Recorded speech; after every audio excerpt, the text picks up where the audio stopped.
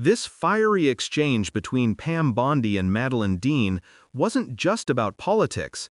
It peeled back the curtain on lobbying ties, conflicts of interest, and questions that strike at the very core of trust in government. Thank you, Chairman. Thank you, Ranking Member. Thank you, Ranking Member. Thank you, and welcome, Attorney General Bondi. I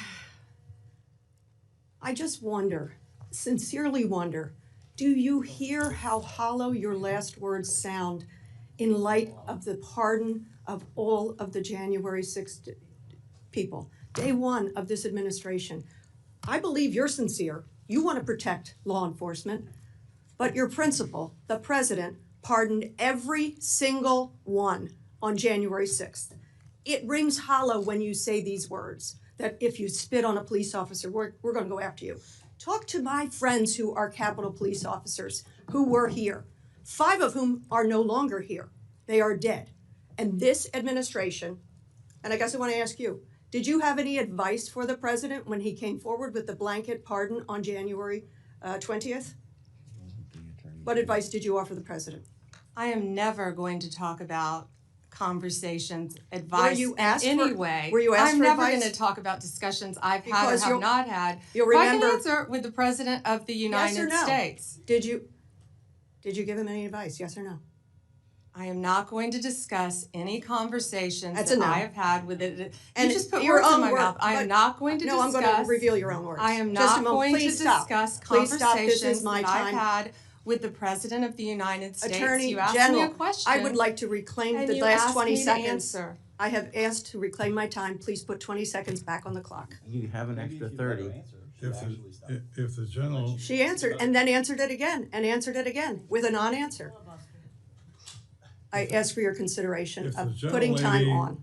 will let the witness answer the question, we will. She proceed. answered it by saying no. Okay. The 3 hallmarks of this administration are incompetence, corruption, and cruelty.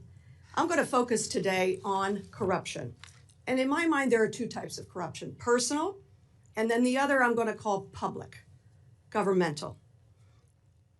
Attorney General, have you ever been registered as an agent of a foreign principal under the Foreign Agents Registration Act? I assume you're talking about when I represented the country of Qatar for a very short time. The Hold answer is on. yes. No, Hold excuse on. me. No. No. For anti-human trafficking Just- for the World Cup.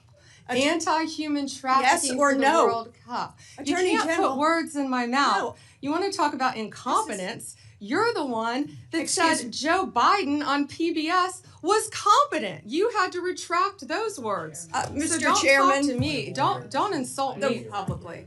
this is so discourteous. This is so outside the committee's guidelines.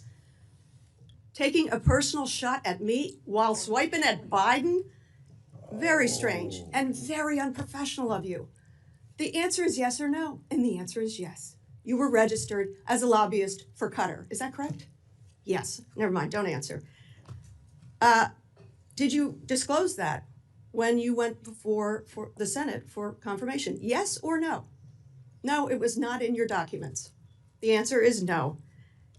President Trump, This was discussed at my confirmation hearings in detail. it was discussed, but you failed to bring up the conflict that you had. President Trump recently announced he'd accept that $400 million Qatar airplane because it was just prettier than the one he was flying around in. Is it true that you gave advice that this was legally permissible? Yes or no? I will not discuss any advice that my Office of Legal Counsel gives to the President of the United States on any matter. When you spoke before the Senate, you said you would ask for ethical advice. Did you recuse yourself from that issue? And talking about unprofessional, you say the President wanted a jet because it's pretty? Excuse Come me. on, this is a Senate, this is a He said it congressional himself. hearing. He said it himself.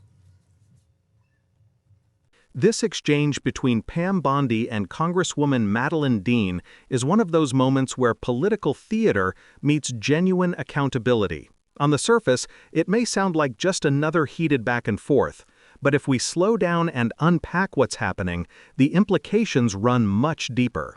Madeleine Dean zeroed in on two major issues: corruption and credibility.